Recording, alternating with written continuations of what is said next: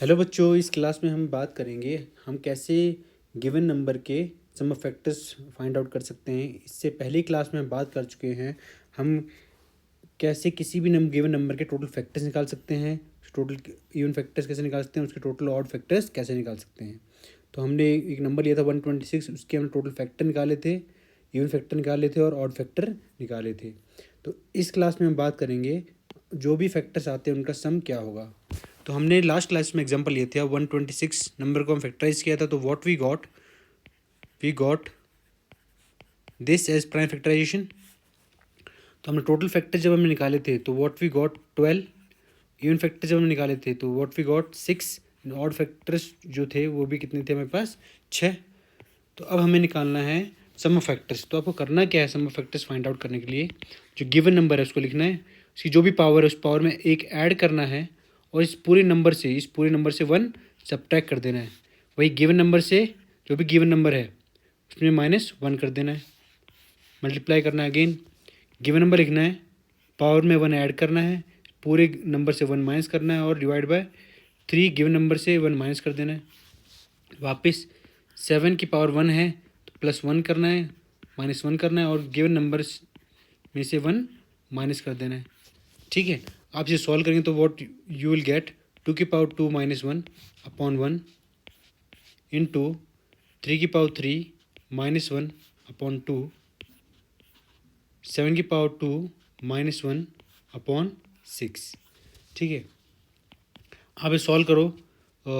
2 की पावर 2 कितना 4, 4 -1 3 इंटू 3 की पावर 3 9, यहाँ पे आया 8, 8/2, फिर 7 7 से 49, 48 अपॉन 6। सॉल्व करो इसे, 2 4 ज़ा 8, ठीक है, और 2 2 ज़ा 4, 2 3 ज़ा 6, 3 1 ज़ा 3, 3 6 ज़ा 18। तो ये सब इसे मल्टीप्लाई करते हैं, 3 इंटू 2 इंटू 16, तो हमें क्या मिलता है 312 एज एन आंसर। इसका मतलब क्या है, जो भी गिवन फैक्टर्स हैं उनका जब हम सम करेंगे तो what will get 312 as an answer. के बाद समझ में आई। फॉर्मूले में करना क्या, आपको गिवन नंबर लिखना है न्यूमरेटर में, ठीक है, जितने भी फैक्टर आए वो गिवन नंबर लिखना है, उसकी जो पावर होगी उसमें 1 ऐड करना है, और इस पूरे नंबर से 1 सब्ट्रैक्ट कर देना है, और जो गिवन नंबर है नीचे लिखना है और -1 कर देना है। सेम तरीके से 3 को लिखा, पावर में 1 ऐड किया, इस पूरे नंबर से 1 माइनस किया, और नीचे जो गिवन नंबर लिखा उसमें से 1 माइनस किया। ऐसे करके आप किसी भी गिवन नंबर के सम ऑफ फैक्टर्स निकाल सकते हैं। अब बात करते हैं एवरेज ऑफ फैक्टर्स। बात करते हैं किसी भी नंबर का एवरेज कैसे निकालेंगे। एवरेज किसी भी फैक्टर से निकालने के लिए आपको बस एक चीज़ याद होना चाहिए, आपको सम ऑफ फैक्टर्स याद होना चाहिए और टोटल नंबर ऑफ फैक्टर्स याद होना चाहिए। आपको पता है सम ऑफ फैक्टर्स क्या था आपका 312, अभी लास्ट हमने निकाला 312 सम ऑफ फैक्टर्स आया था अब आपके पास। अब टोटल फैक्टर्स कितने थे 216 के, 126 टोटल फैक्टर कितने थे याद है आपको, 12 थे। तो इसे यहाँ पर 12 लिख देंगे। जब आप इसे सॉल्व करेंगे तो व्हाट विल गेट 12 टू 24, ठीक है, फिर 12 6 जा, ठीक है, what you will get 26 as an answer. के बाद समझ में आई।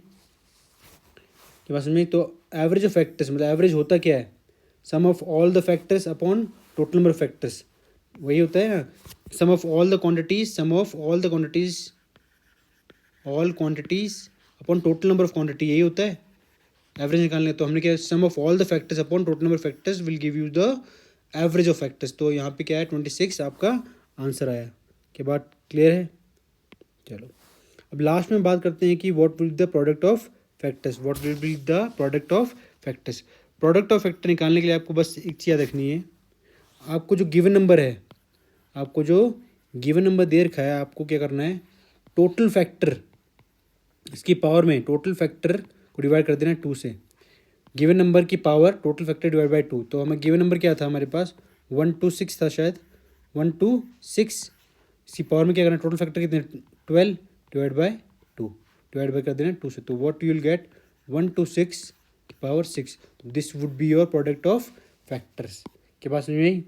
तो आपको मैंने 3 चीज़ें बताई इस वीडियो में, सम ऑफ फैक्टर्स कैसे निकालते हैं, एवरेज ऑफ फैक्टर्स कैसे निकालते हैं और प्रोडक्ट ऑफ फैक्टर्स कैसे निकालते हैं, ठीक है।